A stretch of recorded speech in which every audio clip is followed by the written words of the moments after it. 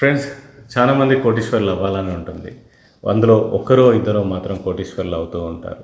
So మిగతా వాళ్ళందరూ వాళ్ళు ఎలా కోటీశ్వర్లు అయ్యారు, ఇది సాధ్యమేనా, మనం ఎక్కడి వరకు రీచ్ అవ్వగలుగుతామా లేదా, దానికోసం అసలు ఏమి చేయాలి, నేను ఇంత కష్టపడ్డా కూడా నా సంపాదన ఇంతే ఉంది, అంత సంపాదించాలంటే అవుతుందా అని చాలామంది అనుకుంటూ ఉంటారు.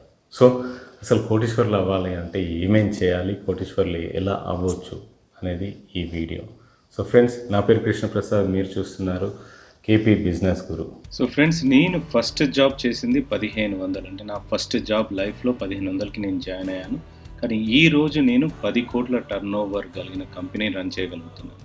సో నేను చాలా బిజినెస్లో ఫెయిల్ అయ్యాను, దాని తర్వాత ఎక్స్పీరియన్స్ వచ్చింది, దాని తర్వాత నేను ఎక్స్పీరియన్స్ గెయిన్ చేసుకొని ఒక స్టేబుల్ బిజినెస్ని క్రియేట్ చేయగలిగాను, కోట్ల టర్న్ ఓవర్ చేయగలుగుతున్నాను, చాలా మందికి జాబ్స్ ఇవ్వగలుగుతున్నాను. సో అలాగే మీరు కూడా చేయాలని, చాలామంది కూడా అలా కోటీశ్వర్లు అవి బిజినెస్ ద్వారా చాలామందికి ఎంప్లాయ్మెంట్ క్రియేట్ చేయాలనేదే నా కోరిక. సో ఫ్రెండ్స్, ఈ వీడియోని మీరు చివరి వరకు తప్పకుండా చూడండి. చాలా వాల్యుబుల్ ఇన్ఫర్మేషన్, నేను చేసినవి ప్లస్ నా చుట్టుపక్కల ఉన్న వాళ్ళు చేసి డబ్బులు సంపాదించినవన్నీ నేను ఇందులో షేర్ చేయబోతున్నాను. మీరు ఇప్పటివరకు నా ఛానల్ సబ్స్క్రైబ్ చేయకపోతే సబ్స్క్రైబ్ చేయండి, పక్కనే ఉన్న బెల్ ఐకాన్ నొక్కండి. సో ఫ్రెండ్స్, మీరు కోటీశ్వర్లు కావాలంటే చేయాల్సినవి ఏంటి, అసలు దానికన్నా ముందు మనం చూద్దాం. మన పేరెంట్స్ కూడా లైఫ్ లాంగ్ కష్టపడి లాస్ట్కి వాళ్ళు సంపాదించిన డబ్బులతో ఒక ఇల్లు కొనుక్కోవడము, ఒక అమ్మాయి ఒక ఆడపిల్ల ఉంటే పెళ్లి చేసి కట్నం ఇచ్చి పెళ్లి చేసి పంపించడము, లేదా లైఫ్ లాంగ్ సంపాదించిన డబ్బుతో ఒక ఇల్లు కట్టేసి మిగతా లైఫ్ మొత్తం డబ్బు కోసం వెతుక్కునే పరిస్థితి కూడా మనం చూసుంటాం.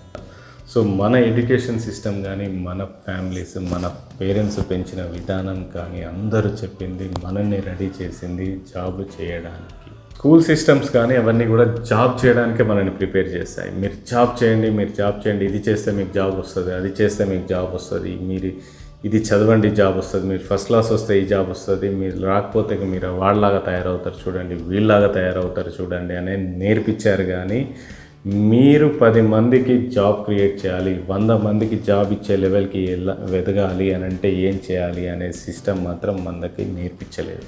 ఎందుకనంటే వాళ్ళు పెరిగిన పద్ధతులు, వాళ్ళు నేర్చుకున్న పద్ధతులు వాళ్ళ ఆ రోజుల్లో అలానే ఉండేవి. అంటే వాళ్ళకి బిజినెస్ ఆపర్చునిటీ ఎక్కువ ఉండేది కాదు, ఎక్స్పోజర్ ఎక్కువ ఉండేది కాదు. ఏదైనా ఎప్పుడైనా జాబ్స్ కోసమే ట్రై చేసేవాళ్ళు. ఆ జాబ్స్ కూడా దొరికేవి కావు, దొరికితే తక్కువ శాలరీకి చేసేవాళ్ళు.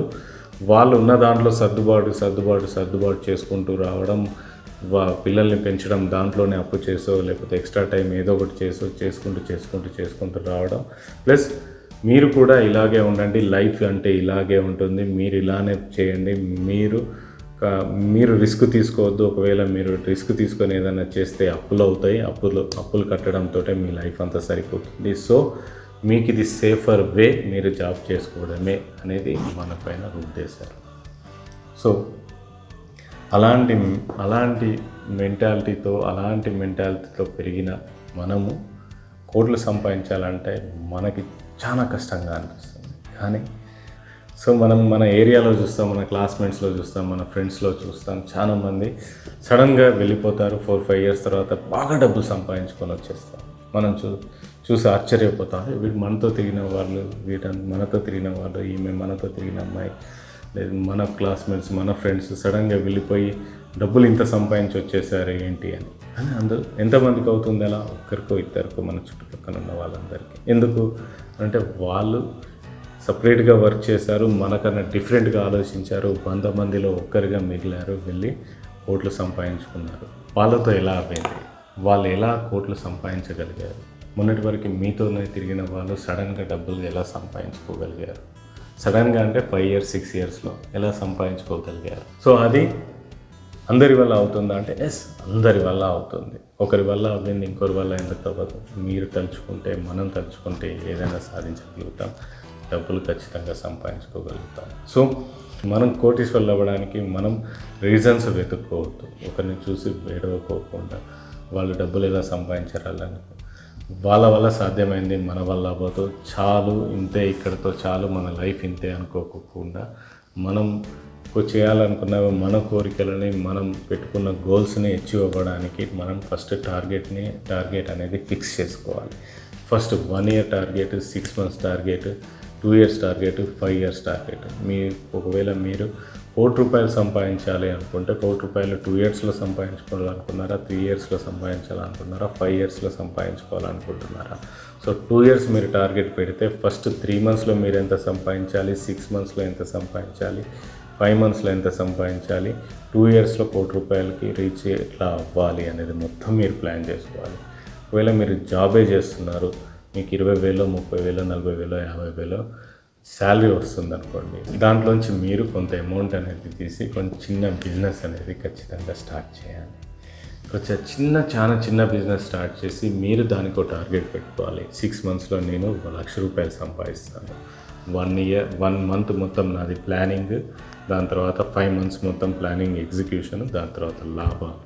5 మంత్స్కి నేను ₹1,00,000 సంపాదిస్తాను లేదా 2,00,000 సంపాదిస్తాను. నెక్స్ట్ 3 మంత్స్ 5,00,000 సంపాదిస్తాను. నెక్స్ట్ 3 మంత్స్ 10,00,000 సంపాదిస్తాను. అలా మీరు గోల్స్ పెట్టుకుంటూ వెళ్ళాలి. లేదు మీరు ఆ చిన్న బిజినెస్ స్టార్ట్ చేస్తారు, బాగా నడుస్తుంది అనుకోండి, ఆ బిజినెస్ని మీరు ఎక్స్పాండ్ చేయడంలో ప్లాన్ చేయాలి. ఒకవేళ మీరు ఆ బిజినెస్లోనే ఎక్కువ టైం స్పెండ్ చేయాలి, ఎక్కువ చేయాలి, నాకు ఇక్కడ డబ్బులు ఎక్కువ మిగులుతున్నాయంటే మీరు అప్పుడు ఆ పరిస్థితిలో మీరు జాబ్ వదిలేసి ఈ బిజినెస్లోకి వచ్చి మీరు వెంటనే మీ బిజినెస్ ఎప్పుడైతే బాగా నడుస్తుందో అప్పుడు మీరు ఇమ్మీడియట్గా మీ బిజినెస్ని మల్టిపుల్ సిటీస్లో, మల్టిపుల్ ఏరియాస్లో ఎస్టాబ్లిష్ చేసుకుంటూ వెళ్ళిపోవాలి. వాటికి సంబంధించిన స్టాఫ్ని, వాళ్ళకి సంబంధించిన ఆ స్టాఫ్ని అందరినీ మీరు ప్రిపేర్ చేసి మీరు ఓన్గా రన్ చేస్తే బిజినెస్ ఎలా రన్ అవుతుందో వాళ్ళని కూడా అలానే క్రియేట్ చేసి ఆ బ్రాంచ్ని వాళ్ళకి మీరు పెట్టే నెక్స్ట్ ఎక్స్పాండ్ చేసే బిజినెస్లో ఆ స్టోర్లో కానీ, ఆ కంపెనీలో కానీ, లేకపోతే ఆ ఇండస్ట్రీలో కానీ మీరు తీసుకెళ్ళి పెట్టాల్సి వస్తుంది.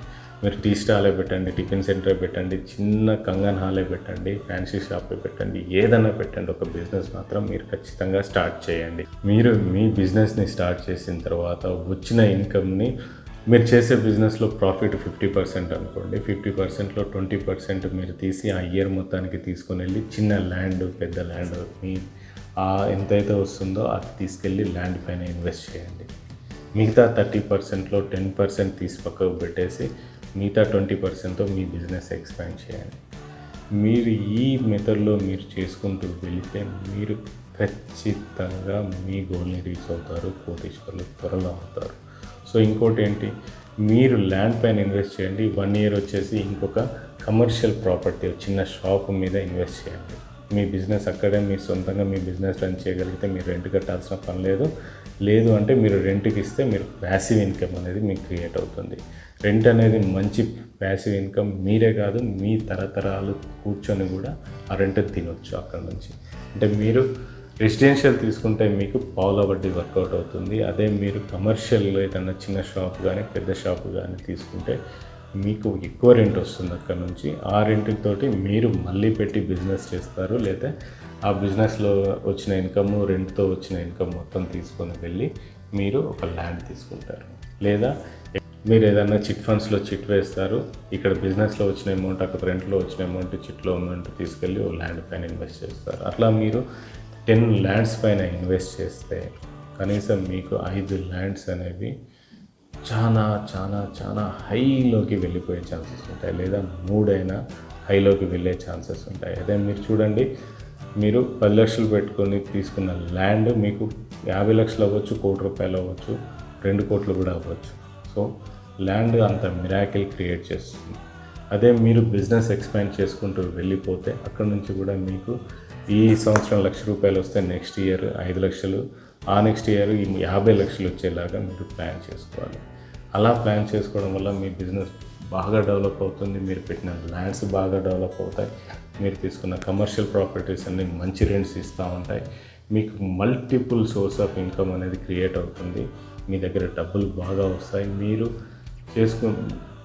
మీకు ₹1,00,00,000 అయ్యేంత వరకే, ఆ ₹1,00,00,000 మీకు వచ్చిన తర్వాత ఆ ₹1,00,00,000 మీ చేత కొన్ని 10 కోట్లు, 100 కోట్లు క్రియేట్ చేస్తుంది. అది మీ దగ్గర ఉన్న టాలెంట్, మీరు కష్టపడే టాలెంట్. మీరు ఎంత కష్టపడితే అంత బాగా చేసుకోవచ్చు. సో మీరు చేయాల్సింది మీరు మంచి చిన్న బిజినెస్ పెట్టి స్టార్ట్ చేసి బిజినెస్ పెట్టుకోండి. ఒక కమర్షియల్ ప్రాపర్టీ ఒకటి తీసుకోండి, ల్యాండ్స్ తీసుకోండి. ఈ 3-4 నుంచి వచ్చే డబ్బులన్నింటినీ మల్టిపుల్ ప్లేసెస్లో ల్యాండ్స్ పైన కమర్షియల్ ప్రాపర్టీ పైన మీ బిజినెస్ గ్రోత్ పైన పెట్టి బాగా గ్రో చేసుకోండి. అదే స్టార్టింగ్లో అయితే ఒకవేళ మీరు స్టార్టింగ్ పొజిషన్లో ఉన్నారు, మీరు జాబ్ చేసే పొజిషన్లో ఉన్నారు, ఒకవేళ మీరు కార్ కొనుక్కోవాలనుకున్నారు అనుకోండి, ఆ కారు మీరు కొనుక్కునే బదులు ఆ కార్ని మీరు రెంట్కి ఇస్తే మంచి డబ్బులు వస్తాయి మీకు. అక్కడ నుంచి మీకు ఒక ఇన్కమ్ సోర్స్ క్రియేట్ అవుతుంది.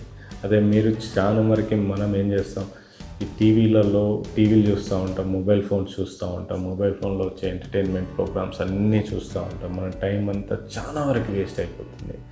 లైఫ్లో ఎంటర్టైన్మెంట్ కావాలి, కానీ మనం కోటీశ్వర్లు కావాలని మన మైండ్లోనే ఉంటే కాదు కదా, మనం ఇంప్లిమెంటేషన్లో చేయాలి. సో అదే మీరు చూసే యూట్యూబ్లో వీడియోస్, మీరు చూసే సీరియల్స్, మీరు టైం వేస్ట్ చేసుకునే వీడియోస్తో ఆ వీడియోస్ క్రియేట్ చేసిన వాళ్ళు ఇన్కమ్ క్రియేట్ చేసుకుంటున్నారు. సో ఆలోచించండి. సో మీకు ఎప్పుడైతే మనం పడుకున్నప్పుడు కూడా వారన్ బఫెట్ చెప్పాడనమాట, మీరు పడుకొని ఉన్నప్పుడు కూడా, రాత్రి నిద్రపోయేటప్పుడు కూడా మీకు డబ్బులు వస్తేనే మీరు లైఫ్ లాంగ్ సుఖంగా బ్రతకగలుగుతారు. అలాంటి బిజినెస్ మోడల్, అలాంటి ప్లాన్ చేసి పెట్టుకోండి అని. సో మీరు ల్యాండ్స్, దాని తర్వాత చిన్న బిజినెస్ ఐడియాస్, దాని తర్వాత చిట్స్, ఇవన్నీ కూడా మంచి ఇన్కమ్ అనేది క్రియేట్ చేసి పెడుతూ ఉంటుంది. సో ఫ్రెండ్స్, ధనవంతుడు కావడం, కోటీశ్వర్లు కావడం చాలా ఈజీ.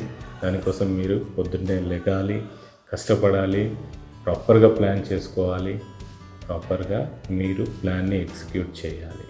సో ఫ్రెండ్స్, ₹1,00,00,000 అంటే మీకు పెద్ద అమౌంట్ లాగా కనబడుతుంది. అందుకే మీరు ₹1,00,00,000 ఖచ్చితంగా మైల్ స్టోన్ లాగా క్రియేట్ చేయాలి. మీరు ఇప్పటికీ పెద్ద బిజినెస్ మ్యాన్స్ అందరూ కూడా జీరో నుంచి స్టార్ట్ చేసిన వాళ్ళే. మీరు 100 కిలోమీటర్లు వెళ్ళాలి అంటే ఫస్ట్ ఒక అడుగుతోటే స్టార్ట్ చేయాలి. మీరు 100 కిలోమీటర్లు రీచ్ అవ్వడానికి, మీరు ₹1,00,00,000 అనేవి కోటీశ్వర్లు అవ్వడానికి మీరు కూర్చొని ఆలోచిస్తే అవ్వదు. మీరు దానికోసం వర్క్ చేస్తేనే అవుతుంది. ఇవాళ మీరు ₹1 ఆదా చేస్తే, ₹1 మీరు ఇవాళ సంపాదించగలిగితే ఆ రూపాయే మేము ₹1,00,00,000 వరకు తీసుకొని వెళ్ళగలుగుతుంది. మీరు కూరగాయలు అమ్మండి, టిఫిన్ సెంటర్ పెట్టండి, టీ షాపే పెట్టండి, రోడ్ సైడ్ చెప్పులు అమ్మండి, బట్టలు అమ్మండి, ఏదైనా చేయండి. చిన్న బిజినెస్, పెద్ద బిజినెస్, మీ స్తోమతకి, మీ స్థాయికి, మీకు ఉన్న డబ్బుల్ని బట్టి మీరు ఏ బిజినెస్ అన్నా చిన్న బిజినెస్ చేయండి. ఒక చిట్ వేయండి. మీ దగ్గర ఉన్న మీరు జనరేట్ చేసే డబ్బులతో ల్యాండ్స్ కొనండి, బిజినెస్ని ఎస్టాబ్లిష్ చేసుకుంటూ వెళ్ళండి. మీరు కోటీశ్వర్లు అవ్వకపోతే అడగండి. సో ఫ్రెండ్స్, ఇటువంటి మోటివేషన్ వీడియోస్ మళ్ళీ ఇంకా చేసి పెడుతూ ఉంటాను నా ఛానల్లో. ఒకవేళ మీకు ఈ వీడియో నచ్చినట్టయితే లైక్ చేయడం, షేర్ చేయడం మాత్రం మర్చిపోకండి. 10 మందికి యూజ్ అవుతుంది ఈ వీడియో, 10 మందిని ఇన్స్పైర్ చేస్తుంది అని అనుకుంటే మాత్రం మీరు షేర్ చేయడం మాత్రం మర్చిపోకండి. సో ఫ్రెండ్స్, మరొక ఇంట్రెస్టింగ్ బిజినెస్ వీడియోతో మళ్ళీ కలుసుకుందాం. మీ కృష్ణప్రసాద్, సైనింగ్ ఆఫ్.